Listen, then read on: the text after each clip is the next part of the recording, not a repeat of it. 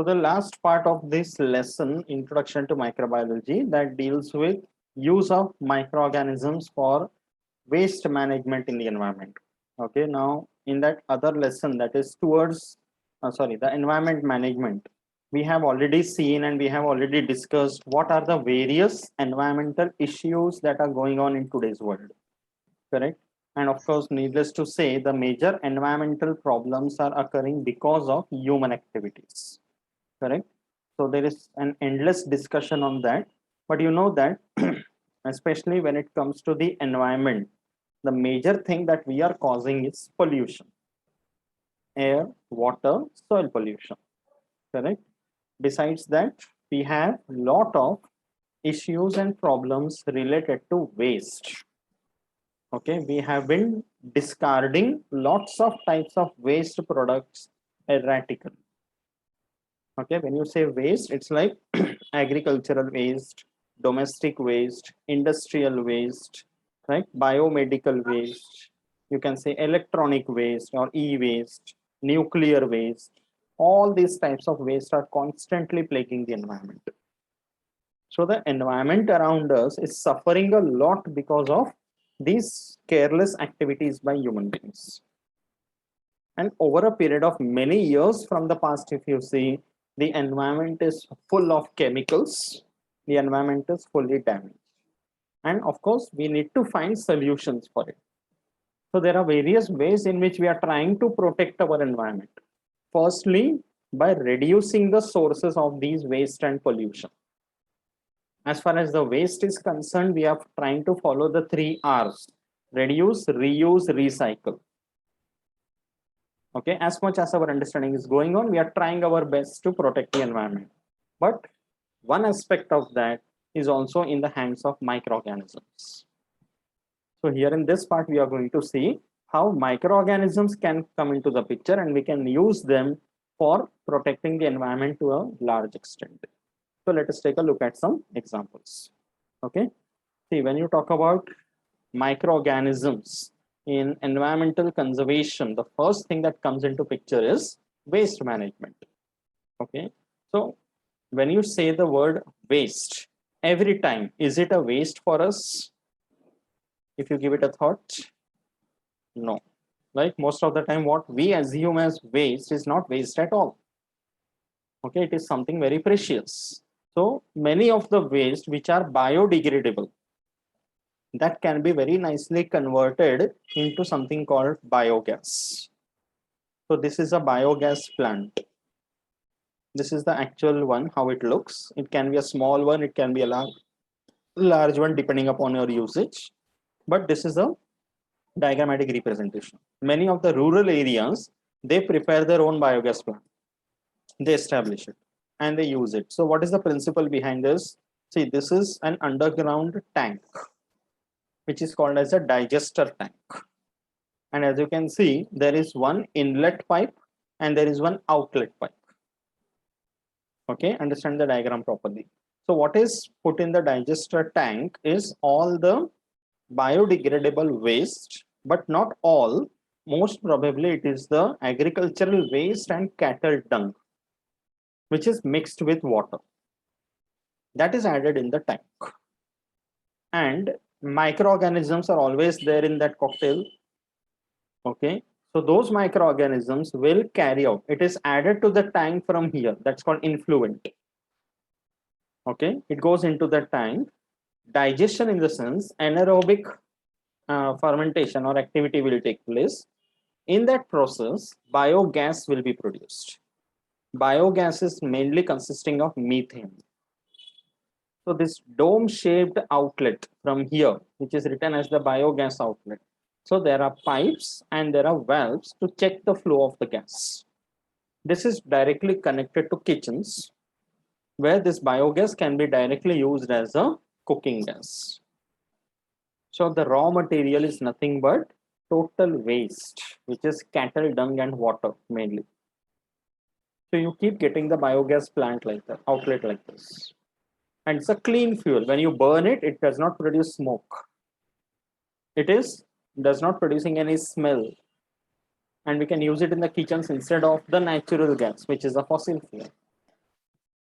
And whatever waste matter, the solid waste which remains over here, that can be collected from the effluent like this, which can be dried and used as a natural fertilizer.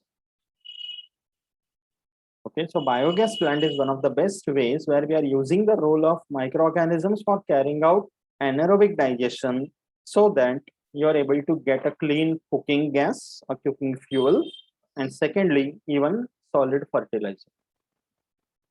Okay, so the principle is what? Composting. We can do this composting at any source. अपने घर के level पे भी हम कर सकते हैं. Okay, see, basic raw materials like fruit and vegetable peels, leftover food, except the oily ones, that is always produced at home. Fruit and vegetable peels तो रोज के, correct? So that can be always made into a compost, which can be mixed with soil, turned, sprinkled with water. वो सब थोड़ा process ध्यान में रखना है, and you will get a very good quality soil. Especially in the small towns and all, when people have their own small garden outside the house, तो उसी garden के soil में ये compost बनाकर डाल दो. And in an urban area, if you are having this potted plants at home, you can use this compost for your own pots instead of using chemical fertilizer. So here again, the principle is the action of microorganisms, which ultimately happens in the same way as what happens in the nature. When dry leaves and all they fall from the plant, they are acted upon by microorganisms, and that becomes the new soil again. The same principle we are using here. Okay, understood the meaning of composting properly? Be on the video, everyone. Remain on the screen. Okay, that was about biogas and composting. Then you have something called landfill site. Landfill site is a very common scenario you must have seen, like a dumping ground. Okay, so it's like a lot of, this is ideally not a good way, because it's like you want, nobody would like to visualize such an area where there's only waste which is dumped over there. And in today's world, wherever you go, in bigger cities and all, maximum waste which is generated is nothing but plastic. That's what you see in any dumping ground, right?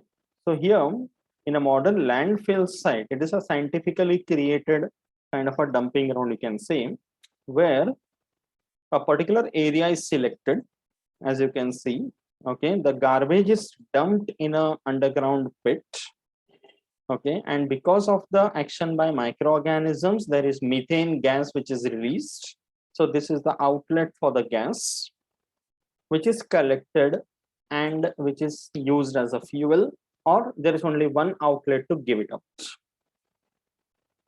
Okay, but at the same time, there is a well which will make sure that the groundwater level is also checked, because any kind of a leachate from the garbage, it should not contaminate the groundwater. That is also necessary, because groundwater is a very precious resource. Nowadays, because of urbanization, because of concretization, already there is a lot of groundwater depletion which is going on. Getting it? So that groundwater depletion must be avoided. Okay, so in order to make sure the well is there, which will check the groundwater level, so that this contamination from here does not go to the groundwater. Okay, and then whenever it is required, the sewage or processing is done and the methane gas is collected. That's how like a modern landfill site works. So it is again based on microorganisms. Okay, but ideally up to a limit only this is applicable. More than that, landfill should not be used. Okay, then you must be aware about sewage, right? What is this you are seeing in the picture? It's a big gutter or a nala, you can say. Okay, like on a daily basis, right? Whatever is released from our homes, from the wash basins, from the bathrooms, kitchen sink, and toilets, everything ultimately goes into one common system, which is somewhat like this. I don't need to tell what goes into that, correct? So all these outputs ultimately goes into this sewage, which is mixed with water, obviously. Okay, so it's a big cocktail containing lots of harmful microorganisms. Okay, looking at it itself, you can understand it won't be a good quality water at all. It will have lot of microorganisms which can give rise to more poisonous compounds. Okay, underground sewage pipelines like this, you can imagine the smell that will be there over there, correct? Sometimes it happens like if there is a creek or someplace, and suppose you are traveling by train and it goes through some nearby big pipeline like this, you get that smell, and it is always smelly. That is because of microorganisms. Okay, so it's like these kind of sewage. If you collect such sample of sewage water, and if you analyze in the laboratory, you will find there are lots of pathogens of disease causing like diseases of cholera, typhoid, etc. Okay, those microorganisms will be there. Along with that, any such microorganism which can destroy these pathogens can be added to the sewage. Why sewage a big problem? Because nowadays the human population is increasing like anything, and people are migrating towards urban areas. You can see how big buildings and all are coming up. More and more people are coming to stay together, so that will increase the amount of sewage also automatically. This is not something one can reduce or avoid. It's a common thing which will come from every household. So there has to be some system to in place which will ensure that all the sewage that is generated is scientifically treated and not just directly mixed into a nearby water body. Otherwise, it will create a hell lot of water pollution. Okay, this cannot just go into any natural water body as it is, right? So we have something called STP, sewage treatment plants, where this sewage is treated at various levels. There is a primary, secondary, tertiary level of treatment, after which it is made very less toxic, and then it is discharged into water bodies. Okay, there are different ways in which it is done. So by decomposition of all the organic compounds present in the sewage, they release methane and carbon dioxide gas. It's like if suppose any human being comes into this kind of a situation near a sewage, that person cannot breathe. No oxygen in it is methane and carbon dioxide. Okay, so there are big pits and all, which sometimes the people they enter these pits to clean sometimes. So वो वहाँ पे एकदम suffocate होके मर जाते. There are cases like that is because of these toxic gases which are released. Okay, so it is very toxic, and it's like Sir, there can you are repeat the full form of SAP? STP, sewage treatment plant. Okay, in this sewage now there are certain chemicals called xenobiotic chemicals. See, it's like ultimately I told you the source from where these sewage water goes. It's like from the toilets, bathrooms, kitchens, and sink, अपना wash vessels. So suppose somebody staying in a household is under medication, किसी बीमारी का दवाई ले रहे हैं, so traces of the medicine will ultimately pass out in their urine and fecal matter. They also go into the sewage. So such chemicals are called xenobiotic chemicals. They will be present in the sewage. So there are certain bacteria which are called phenol oxidizing bacteria. They decompose such chemicals which might be present in the sewage. Getting it? Okay, it is beyond imagination. You can think what can be the components present in such sewage. Right? Everything that is flushed down the sink or the toilet. So products and the byproducts produced out of all this are less harmful and which can be used as fertilizers also. You can imagine what kind of a load we are facing, that so much amount of waste is generated, which at the source we cannot stop, but something has to be done so that it does not pile up in the environment. So we are taking the help of microorganisms for this. Is it clear? Okay, understood about sewage treatment? Okay, then there is something called bioremediation. Bioremediation means like it's a huge topic ultimately, but for your level as one aspect we are learning, because of like this picture in this here you can see there are asbestos sheets which are dumped into the soil. Okay, so there are many such products including lots of such things in the garbage, which can add in the soil and from which you will get lots of heavy metals, lead, zinc, cadmium, okay, you can say magnesium, all such chemicals, arsenic, these are all added to the soil, which is not visible. But if you take any such soil sample and analyze in the laboratory, you will find that there are such heavy metals present. These heavy metals are dangerous. They affect the growth of plants. And if it is an agricultural field, the soil is having such heavy metals. So those heavy metals will enter the crops, the leafy vegetable, the vegetables and the fruits that you consume, the grains that you consume. You never know, these heavy metals are entering your system also. Okay, even pesticides, which are commonly used in the field, agrochemicals of all types, they will enter your system. Okay, even in the water bodies also, there is plastic which is dumped. Okay, waste bottles and all which are dumped, they contain these heavy metals. So these heavy metals also need to be constantly removed and cleaned. Okay, in order to remove these heavy metals from the environment, you need microorganisms. That is bioremediation. Bioremediation means you use any living organism for the cleanup. If you are using microorganisms, it is called microremediation. If you are using plants, then it is phytoremediation. Overall, we use the word bioremediation. Okay, so there are certain microbes that can remove sulfur. There are certain metals like copper, iron, uranium, zinc, etc. They reach into the environment, okay, from low quality metalloids. Some or the other way they reach the environment. Getting it? Okay, like during my post graduation, I had done a small research project on this heavy metal analysis. So I had collected soil samples from Borivali National Park. Okay, अलग-अलग जगह से मैंने collect किया and analyzed in the laboratory. I got zinc and lead as the most common, lead and arsenic, sorry.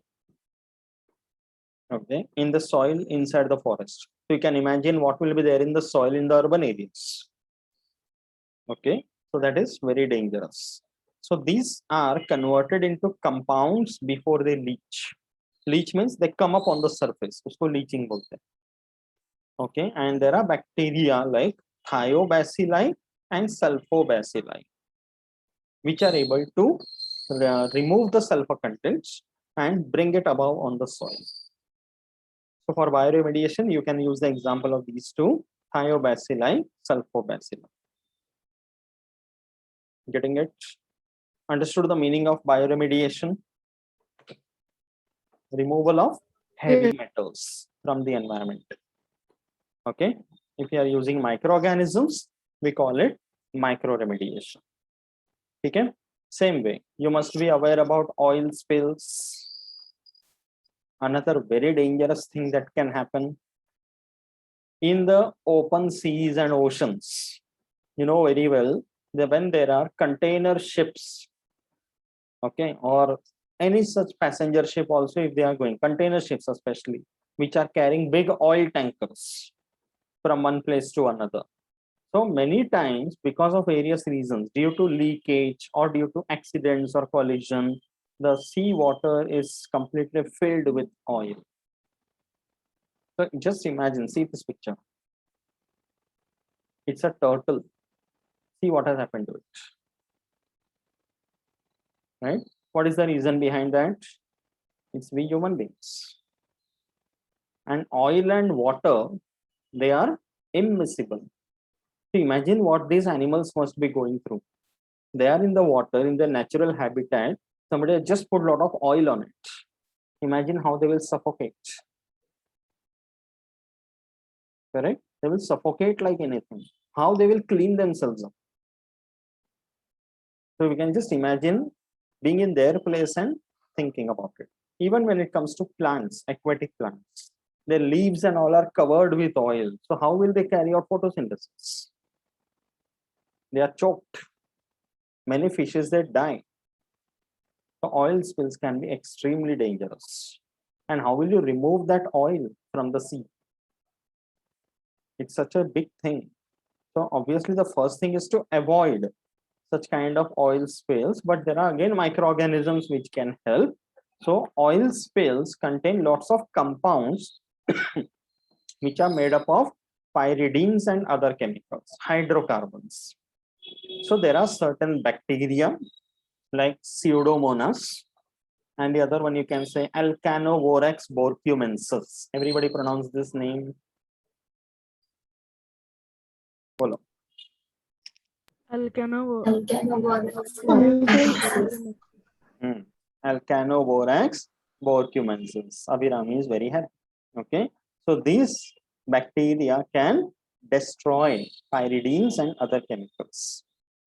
So if we are able to introduce these bacteria into the oil spills, they are able to decompose the oil and try to clean up. Okay. Such bacteria are called hydrocarbonoclastic bacteria, called HCB. Okay, remember this name also. So they decompose the hydrocarbons. They help the reaction of carbon and oxygen from taking place. And that process, carbon dioxide and water is formed, which are relatively safe. So at least the oils will get cleaned up. And bacteria are nothing but like they increase like anything in number.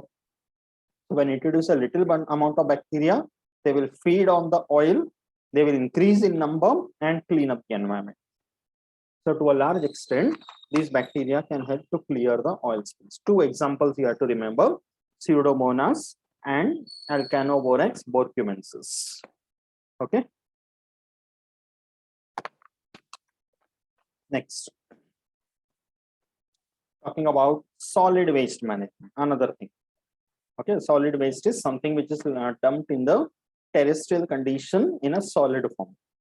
So as I gave you the examples, biomedical, plastic waste, domestic, industrial, e-waste and all. So now it's like the commonest waste product that we have in today's world is plastic. Okay, so plastic is like this kind of PET bottles, which we just use it once and we throw it away. Okay, so plastic is something which is not biodegradable completely, but it has been observed that there are certain bacteria, okay, like Vibrio or Ideonella sacchinensis, they can decompose these kind of bottles to some extent. Okay, so that's a very big thing that we want. In any dumping ground, any garbage can you see, this is the commonest one. So on one side, of course, we should reduce their usage. If you are using it, we should make sure that you are discarding it at the right place. And thirdly, we can make use of microorganisms. So tell the names. Vibrio, that is one thing. Vibrio. And second one, Ideonella sacchinensis. All of you should learn the correct spellings.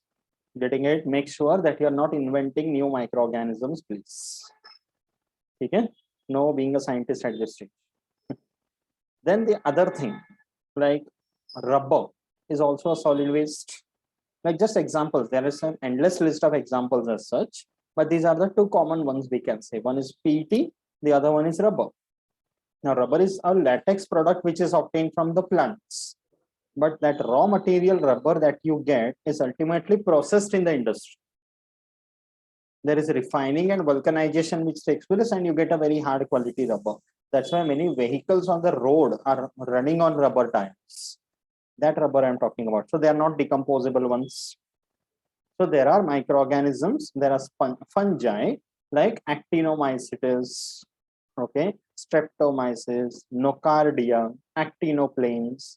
They have been found to have the property to decompose rubber, though it is having slowly. You can imagine kitna aisa waste generator. They are just dumped. If they are able to be recycled, well and good. Okay, see, we cannot use only one solution for cleaning the environment. This is one of the solutions. So we are looking at it from microorganisms point of view. Okay, so remember the names of these organisms. Actinomycetes. Bolo. Actinomycetes. Actinomyces. Streptomyces.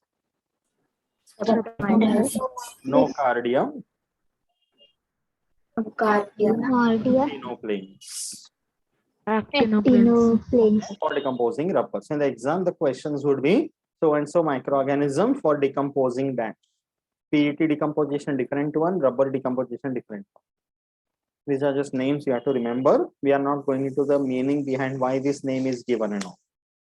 Okay, you know this place, one of the 7 wonders of the world, and Yes. we have been wonderfully destroying it also, right? It is the Taj Mahal, located at Agra. Agra, correct. What is the thing associated with Taj Mahal over here now? It is acid rain. Do you know what is acid rain? Yes.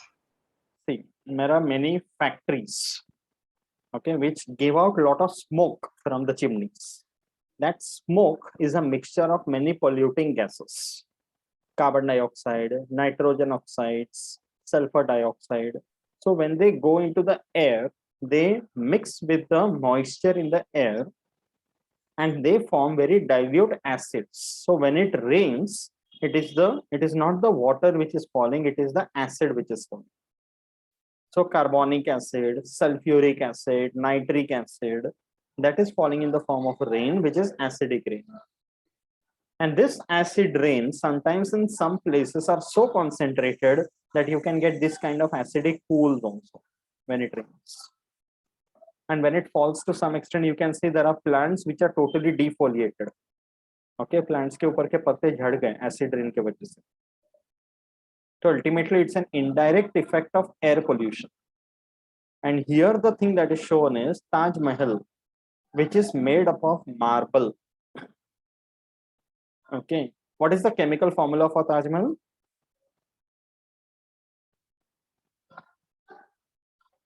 It is marble, that is limestone, which is nothing but calcium carbonate, CaCO3.